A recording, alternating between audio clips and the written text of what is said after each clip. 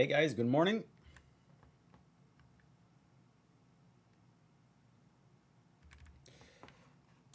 So I hope you had a great weekend. It was a long weekend up here in Canada, so it was nice to unplug a bit longer. And yeah, came back sick, so not feeling too good this morning. So I'll try to keep it short. Um, and yeah, the game plan will be simple and quite hard at the same time to articulate. Um, so let's look at the market first, and we'll integrate kind of the backdrop and the news front. So I'm not that type of guy which rely too much on noise on the macro or anything like that. But I think that at some point you have to include that in your situational awareness, and not saying that it will drive my trading, but it will drive my aggressiveness and the way that I trade. So that's more at this level that I use those events. So in that case, this is a trade war between the USA and China. Could be anything, but what we know is this situation drives price right now, and what we saw Friday, yesterday, and now overnight with that gap down attempt is just showing that the market is waiting for more information, and this is likely a market driver event. So when you know that, uh, I'm not saying that you don't trade, that you sell everything, that you become a day trader or anything. All I'm saying is you have to recognize that the risk is more elevated overnight or even during the session, based on how the market reacts to every information we have with that situation.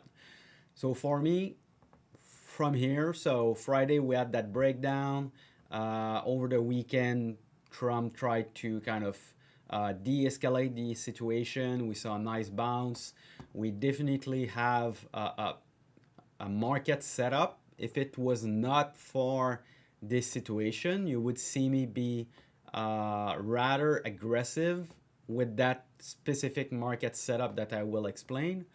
But just knowing how the market reacts to those tweets and that new information, uh, I will not play the same way as I would if we didn't have that situation. So let's look at the technicals now, what we see, what we can play, and what technicals and internals are saying. And then, like I said, that news event will just drive me to be more defensive, more conservative, way to de-risk my position before putting additional risk, and not going into margin, for example, or even not being fully exposed. So price, we had a nice uptrend. We had that base breakout into new all-time highs. Now Friday fail breakout. We came back below the 21 DMA structure. So it was a clear violation for me. Over the weekend, you saw that I wrote the prime report before the escalation happened, and for me that was a clear sit out market. Follow still my runners that I had left, but I was ready to sell those as they broke their 21 DMA structure and not looking to increase my exposure. Now we had that de-escalation, that gap right back into the 21 DMA structure. So right into that base area as well. So that's a key level. And so yeah, we have price inside potential support right into the daily structure. We also had momentum, so big breakdown, so a lot of momentum on Friday that bring the 5-day ratio, so short-term ratio, oversold, and we have a nice hook up yesterday with a nice upside momentum. So that was actually the highest momentum to the upside as well since early May when that big rally started. So there was definitely something going on yesterday. We also had um, very short term, and also mid-term. So the stocks above their 21 DMA down to the 5 DMA being very oversold. Yesterday we had that hook up, that oversold bounce that I like to look and engage on anticipation. And we also had that McClellan oscillator hook up. Um, just seeing things being normalized. We um, we had near 2 sigma moves on the NIS and S&P 500, and 1 sigma move on the Nasdaq. So clearly we were in a buying window in my anticipation setup, what I like to play. Um, and same thing for the Brett extension, like I explained. That was the same oversold bounce that we saw across the board on NIS, on S&P 500, on the Russell, and on the Nasdaq. So we had price into support, momentum oversold hookup, and Brett oversold hookup. So for me, that was actionable. That's why I increased back my exposure yesterday. But now seeing that overnight we're gapping down again on some type of news.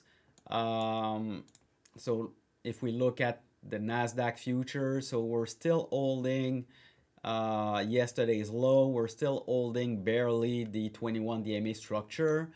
Will that be a nice day and we kind of recreate the August setup? I don't know. We have Jerome Powell's speaking as well today. I think there's some big negotiation between the US and China. So I expect that this should be a pretty news heavy day. So keep that in mind as well with your exposure, with your action, that we might see some good volatility.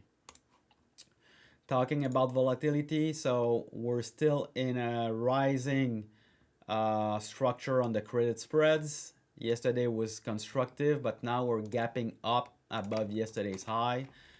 So not what we wanted to see.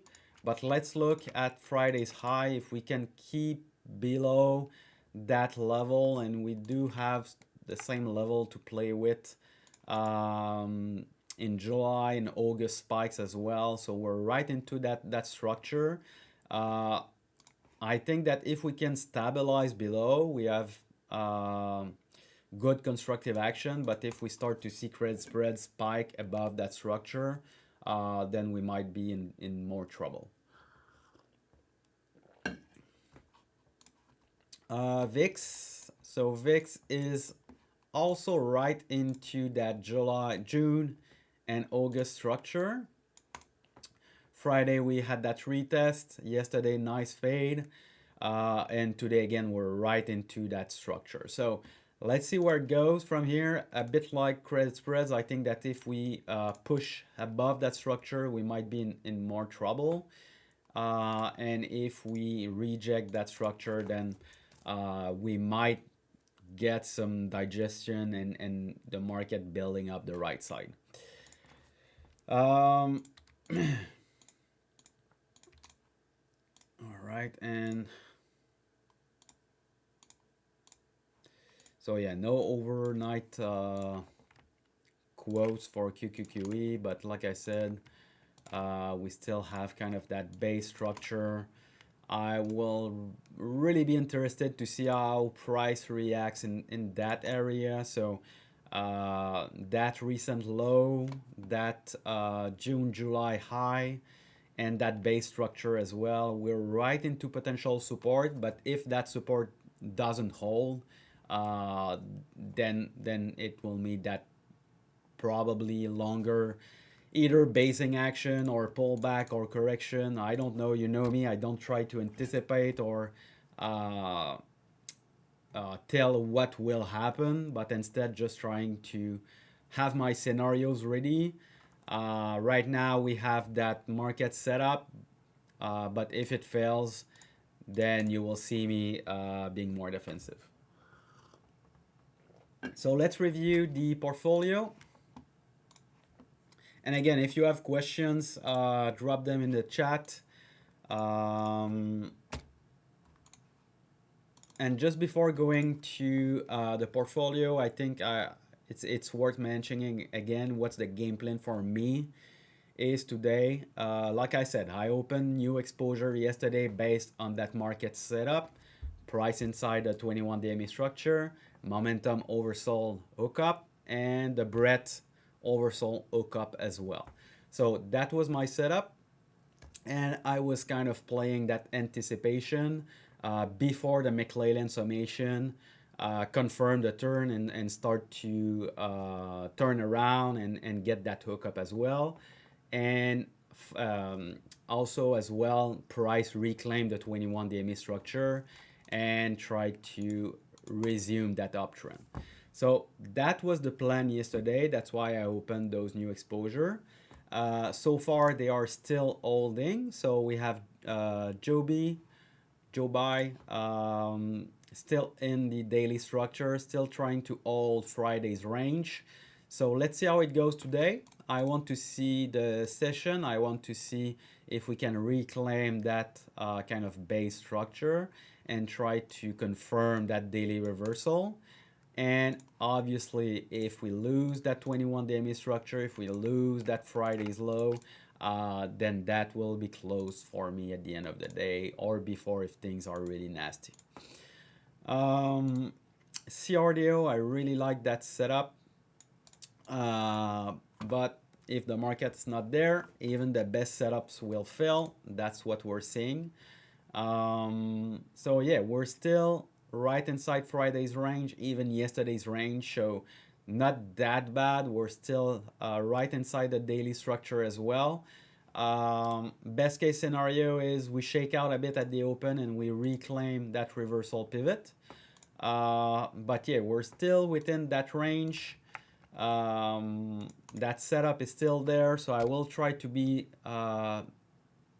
patient today the most that I can to give them time to maybe shake out and build the right side and absorb that news that we had overnight. But if market's not looking good, that we have a hook down again today and we close below the 21 DME structure, then obviously I will be out of that. MP, this is my hedge right now. It's working well, new high again. I'm down to my cores on my initial position and my had, so not planning to had. It's extended, but not scaling down either. So I'm really trailing the 21 DMA as on all the other runners that I have in here. AMD, some Oracle news this morning. Nice gap up around 2%. So I'm still looking at that flag. It's building well. Let's look on the right side. For me, it's clearly extended. Nothing to do. I won't head up there. But there's no reason to sell that runner as well. Oklo, very, very strong. Nice push yesterday, 16%. New high. So again, this one trailing the 21 DME structure. Will be patient. No reason to sell yet. Snow still building the right side as long that we hold the 21 DME structure and build in that range on the right side. All good. Micron still look that it's flagging, extended and nothing to do. Clearly extended from the 21 and even the 10-week moving average. Robinhood, I've put back my my position that I closed Friday, so that was my hat position around the same price. So I put that back in the journal as being my initial position. But yeah, I was looking to had this morning, not that great, but we're still holding yesterday's low. We're still holding the daily structure. So far this is a pretty constructive and normal pullback into the daily structure. So let's see how the session goes. And the same thing for TEM as well. This is one that I would like to add today if the market is good. Just a small hat just to trade around my car. But yeah, we have that breakout. And that breakout, once again, that was a pretty big weekly structure. And right now we're retesting it, creating another high or low. And if we can kind of stabilize in this support area, I would be interested to look to add to my position. VRT, nothing to do, trending nicely, good action yesterday. We're still holding Friday, not Friday, but yesterday's range. So still all good. So Focuslist, I had CRDO. So look at this if the market calms down, and especially if we have good news on the negotiation side, and you are looking for a good setup, then CRDO definitely is looking rather strong. So you can be a bit on anticipation on that previous reversal pivot reclaim, or waiting for yesterday's high for the more confirmation setup. Hood, we covered that. Nice pullback into structure. Dubai. So yeah, another one that I opened yesterday, but still looking rather good. So we had an inside day. Look for that daily reversal again. And everything is market related, right? I'm talking about setups right now and what it could do to enter and all that. But obviously, if the market is not there, you know me, that's market first. So I'm explaining the setups and what I would do and wouldn't do. But at the end of the day, if the market is not there, I'm not even looking to initiate new exposure. So just worth to mention. I had Nvidia. So inside day, right at the top of the 21 DMA structure, right in that range above the base retest as well. But yeah, we need that to see the daily structure and Friday's low kind of hold. That's the area that you can look for some support right into structure retest. And finally, Palantir. That's one that I'm not too sure. It's acting a bit weird recently, but it's still a leader. It's still building that cup and handle. So I want to keep it close just in case that we confirm a daily reversal. But yeah, I'm not that sure that's the best opportunity right now. But we never know. Let's see it prove itself, show relative strength, and give us good information if buyers are stepping in and the recent kind of weird action is being absorbed. It's not in Focuslist, but we discussed Google last night, and I still think that's a pretty nice setup. We have that big multi-month base breakout essentially, and right now we're having the first pullback down to the daily structure. So nice eye tight flag that we can call it for that type of name. I'm looking at GGLL, so that's kind of the 2 times ATR, a bit higher ATR, 2 times to be exact. So yeah, you can look at the daily reversal pivot.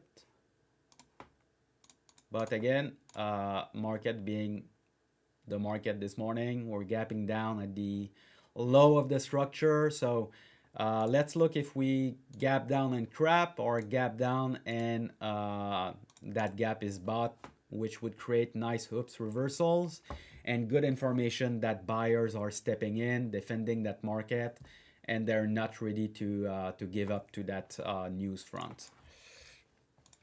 All right, so that's about it for the portfolio, the focus list, and more importantly about the game plan. So again, the game plan for me today is keeping an optimistic mind. Like I said, the market setup is still there. we're not gapping down so much below structure that it's not recoverable today. So I really want to see the open market. I want to see how the day goes, especially with the Fed comments today, with the negotiation between China and the US.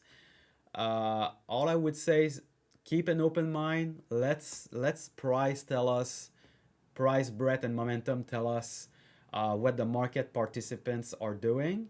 And again, for me, that will be information to keep my exposure, but likely not going to increase that dramatically. I want to see if my new positions are working first, so Joe Buy and CRDO from yesterday. If both are working and the market magically is going higher, then if I can de-risk those positions at 2R, then and only then I would look to take more risk. But at the moment, I have close to 1% NER, so new exposure risk, and I don't plan to open more risk today. All right, so I'm in PLTR. Where would put your stop loss? So, Louis, I'm I'm pretty boring. That's all. Also, always the same thing for me. So I'm trading against the daily structure, and my stop loss is always the low of that daily structure. So at 173.86, that's my stop loss. You also have a kind of a confluence of Friday's low and yesterday's low. So I think that's the place. If we break that today, and we have also the confluence of that uptrend line.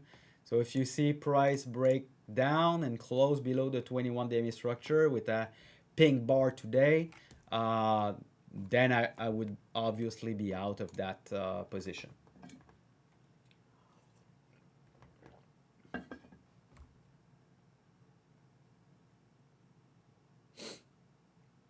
So Poodle is asking what I think about rare earth sector. Looks parabolic today. Might close my MP. Yeah, so once my trades are de-risked, my trims at 5 or 7 are taken. The only thing that I look is the 21 DMA structure and a close below. My game is not to guess what the top is and where the top is and the reasons that uh, might be the top for a sector, a group, or the market itself. My job is just to trail the daily structure and see where it goes. So I've lost so many positions over the years trying to guess the top and not give back my profits. Um, More recently in 2024, I think I closed my SMCI position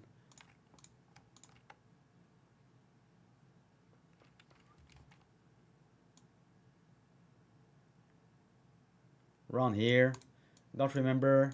But yeah, it was looking parabolic. It was looking extended. And yeah, I closed my runner just because I thought it was too much. And then it went to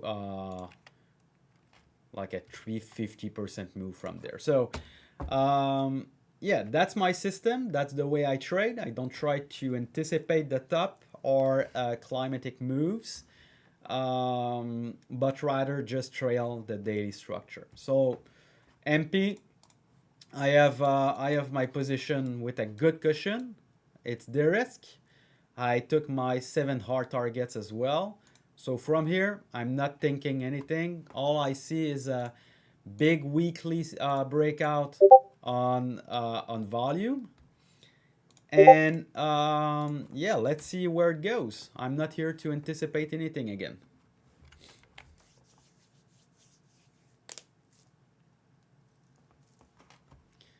Yeah, and you don't know, right? So this is kind of a special situation as well, where uh, you see like China controlling.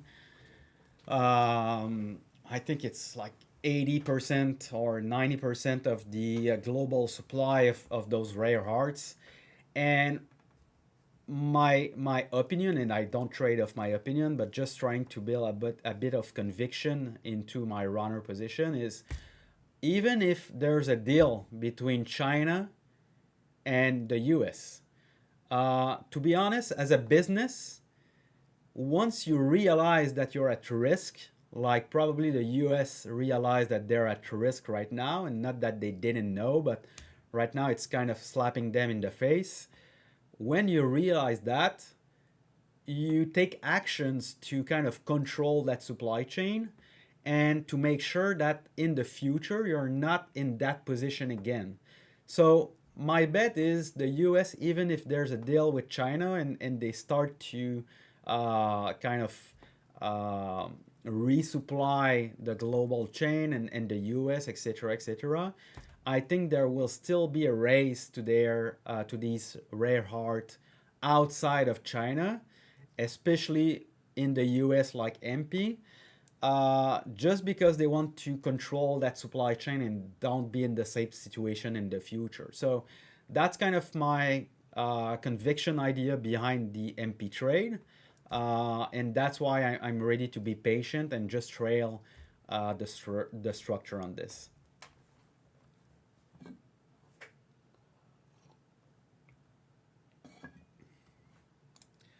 Um,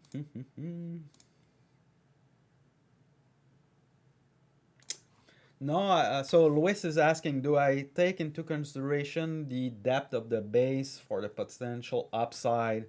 So I'm not into upside scenarios. I'm not inside upside targets.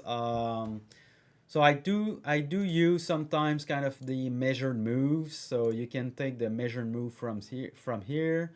You take the retracement, and it gives you kind of a 122 measured move target. Sometimes I use those, but I don't take action on those. It's only kind of an area of interest, would I say. Um, I'm really just about when I'm on my runner, I just switch off my brain, and most of the days what I do is I close this altogether. I don't even look at my runners. If if at the end of the day it breaks the 21 day structure, then I cut the trade. Uh, but that's something that I did improve and want to still improve is, once you're in a trade, just switch off your brain, trail the structure that you're trading. For me, it's the 21 DMA structure, and just let it do what it wants to do above it, and don't try to anticipate anything.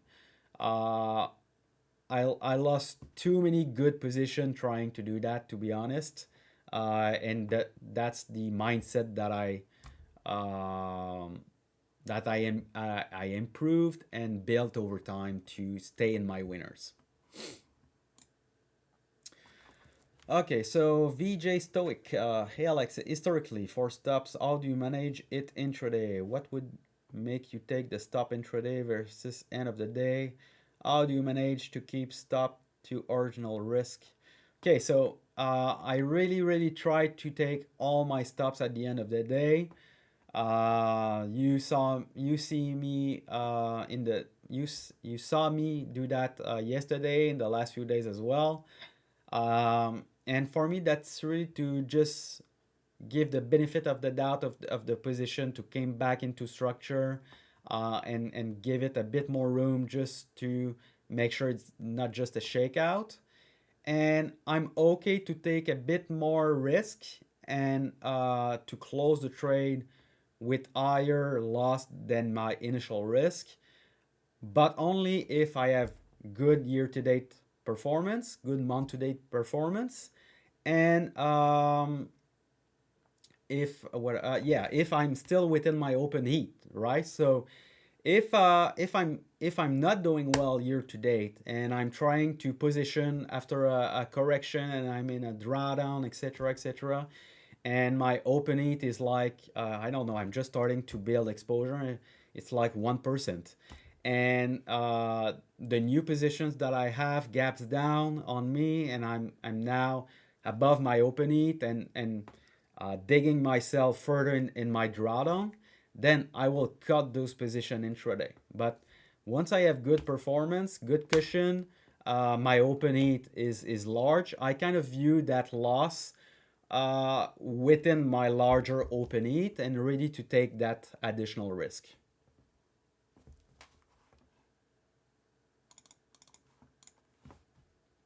And I'm not forcing anyone to do that. Huh? It's clear. That's the way I trade. That's the way I feel comfortable. If you feel comfortable putting a hard stop, do it. If you feel comfortable uh, closing the trade exactly at your stop loss, do it.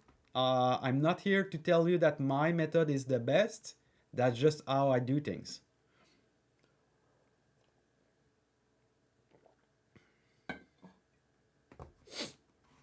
Yeah, Ram is saying, I like how you organize your position based on whether you're taking profits or not. That was actually a big haha moment for me. Uh, and okay, I maybe I'm that kind of person where I need to have kind of everything organized in my mind. But for me, being organized in my trading view here, uh, it's easier for me to take action when the shit at the fan, and I have to take action, right? Or even not if the market is just good, but it's more important when emotions are high and you're kind of rambling to know what to close and what to keep. My runners, it's super clear in my head. If it doesn't close below the 21-day MA structure, and yeah, Friday I closed some, and that's why I reopened Robinhood yesterday, last night. I'm still not perfect, but I'm going in the right direction, and that really helps me.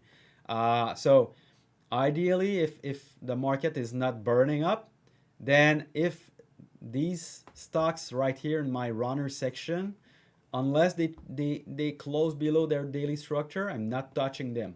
I can close that.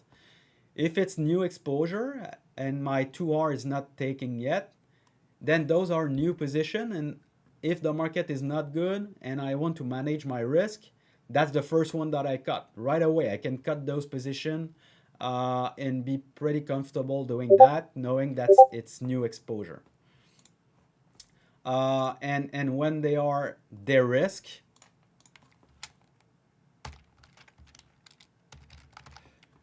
then it's about being a bit more patient and only taking action if the market is really, really bad. I might just trim before my 7R and put them into my runners. That's a nice category to kind of manage my risk and reduce a bit my exposure with trimming another third, even if it's not at 7R, and still keeping my core and having a bit less exposure to manage my risk. So yeah, that's a bit how I play those sections, and yeah, it really helps me.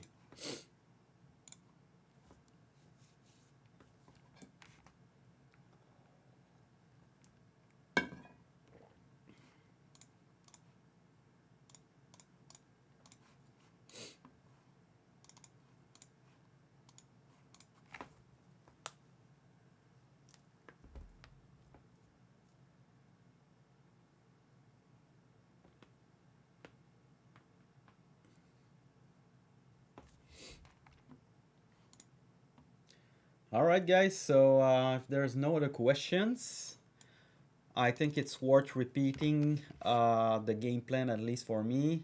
Again, if you completely ignore the news, there's a market setup. But even if I don't trade news, and even if I don't look at X and the macro side to drive my trading decisions, it drives my situational awareness and how I'm gonna be aggressive or defensive. And in that case, we clearly saw that this negotiation between the US and China is affecting the market, just the way it reacted since Friday. And for me, that's clearly a sign to just be more conservative, a bit more defensive. So I'm taking less open risk, new open risk, and I'm just going to wait to see if those new position can be de-risked before doing anything else. And yeah, apart than that, let's see how the session goes. Don't be too pessimistic. The market proved to be pretty resilient as of late. So let's see if it can continues like that. And once again, we'll have more information by the end of the day.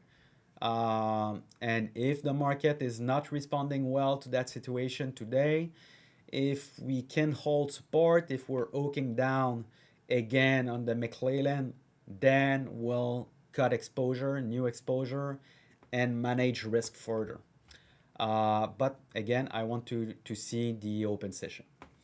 So have a good day, everyone. And again, if you have any questions, I will be in the trading pit. And yeah, just think risk first. Don't play hero. Just be recognizant of the situation, and you will be all good. So have a good way. Have a good day, everyone. Bye bye.